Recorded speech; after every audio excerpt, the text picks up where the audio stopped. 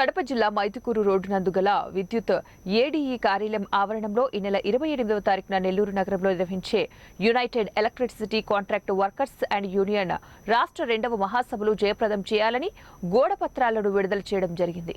ఈ సందర్భంగా సిఐటియు జిల్లా కార్యదర్శి కె నాగేంద్రబాబు మాట్లాడుతూ ఈ మహాసభలకు జాతీయ నాయకులు ఎస్ రాజేంద్రన్, సిఐటియు రాష్ట్ర అధ్యక్ష కార్యదర్శులు ఏవి నాగేశ్వరరావు, సిహెచ్ నరసింహారావు, రాష్ట్ర జేఏసీ నాయకులు ముఖ్య అతిథులుగా హాజరు కానున్నట్లు తెలిపారు. గడిచిన 20 సంవత్సరాలుగా సంస్థలో కాంట్రాక్ట్ అవుట్సోర్సింగ్ విధానంలో పనిచేస్తున్న కార్మికులను రెగ్యులర్ చేయాలన్న ప్రధాని డిమాండ్ సాధనకై మహాసభ నిర్వహిస్తున్నట్లు తెలిపారు. వాచ్మెన్లు, షిఫ్ట్ ఆపరేటర్లుగా పనిచేస్తున్న వారికి, నూతనంగా విధుల్లో చేరిన వారికి పాత వారితో సమానంగా వేతనాలు ఇవ్వాలని డిమాండ్ చేశారు. సంస్థలో పనిచేస్తున్న కార్మికుల సమస్యల పరిష్కారానికి ప్రభుత్వంపై ఒత్తిడి తీసుకొచ్చే విధమైన ప్రణాళిక రచన, ఉద్యమ రూపకల్పన ఈ మహాసభలో చేయనున్నట్లు తెలిపారు.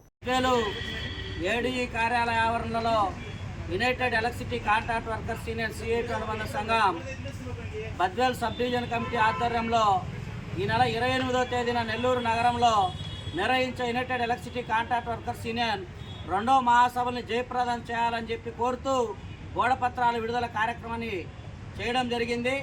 ఈ సందర్భంగా సబ్ డివిజన్ పరిధిలో ఉన్నటువంటి విద్యుత్ కార్మికులు, అట్లాగే మైదుకూరు డివిజన్లో పరిధిలో ఉన్నటువంటి విద్యుత్ సంస్థలో పనిచేసినటువంటి కాంట్రాక్ట్ కార్మికులు, మీటర్ రీడర్లు అంతా కూడా పెద్ద ఎత్తున 28వ తేదీన మహాసభలో పాల్గొని జయప్రదం చేయాలని యునైటెడ్ ఎలక్ట్రిసిటీ కాంట్రాక్ట్ వర్కర్స్ యూనియన్గా కార్మికులకు అందరూ కూడా పిలుపునిస్తా ఉన్నాం.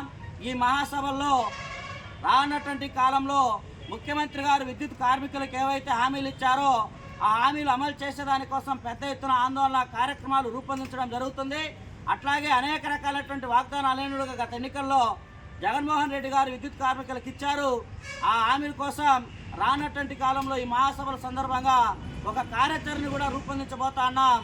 కాబట్టి కార్మికులు ఈ యొక్క మహాసభల్ని పాల్గొని జయప్రదం చేయాలని